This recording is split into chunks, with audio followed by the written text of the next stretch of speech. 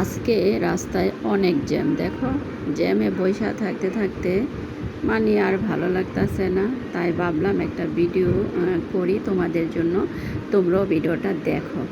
তো আসলে কি বলবো, যখন একটা ড্রাইভার গাড়ি চালায় খুব রিস্ক নিয়ে কিন্তু গাড়িটা চালাইতে হয়।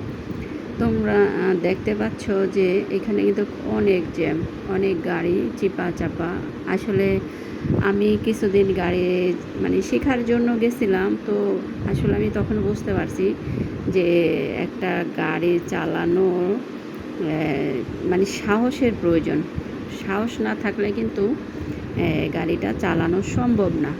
কারণ অনেকেরই দেখি বাসে উঠলে ড্রাইভারকে কিন্তু অনেক বকাঝকা করে, আবার অনেক চিল্লাচিল্লিও করে। আসলে কিছু বলতে পারি না, কারণ কি পাবলিকের সাথে কি বলবো। দেখা যাচ্ছে যে বাসটা খালি, ওরা বসে আছে কিছুক্ষণ, তার জন্য ওদেরকে কিন্তু অনেক কিছু বলে। কিন্তু তখন আমরা একটু প্রতিবাদ করলেই হয়, কিন্তু কি আসলে কেউ তো প্রতিবাদ করার মতো নেই।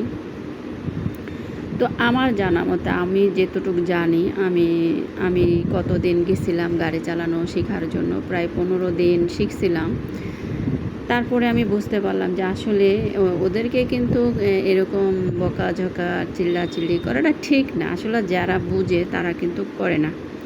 কিছু মাথা গরম ছেলে মানুষ মেয়ে মানুষ আছে না, তারা কিন্তু এরকম করে। অনেক সময় দেখা যায় আমরা যখন বাসে উঠি তখন কিন্তু দেখি যে অনেক মানুষই কিন্তু তাদেরকে উল্টাপাল্টা কথা বলে। তো আমি মাঝে মধ্যে আমার ভালো না লাগলে কিন্তু আমি আবার এটাকে বলি যে আপনারা এত চিল্লান কেন, দেখতে পাচ্ছেন কত জ্যাম।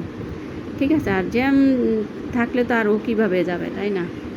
তো আসলে মানুষের বিবেক বলতে কিছুই নাই, সেটাই বুঝি। তো দেখতেই পাচ্ছেন এই জ্যামটা কিন্তু কতক্ষণ ধরে। তো এই প্রতিদিন এই জ্যামেই কিন্তু মানুষ একদম হয়রান হয়ে যায়। এই অনেক দেখা যাচ্ছে যে রিক্সা কমাইছে, যে মেন রোডে রিক্সা চলে নাকি বেশি জ্যাম, কিন্তু এখন তো রিক্সা চলে না, তারপরেও কিন্তু জ্যাম লেগেই থাকে।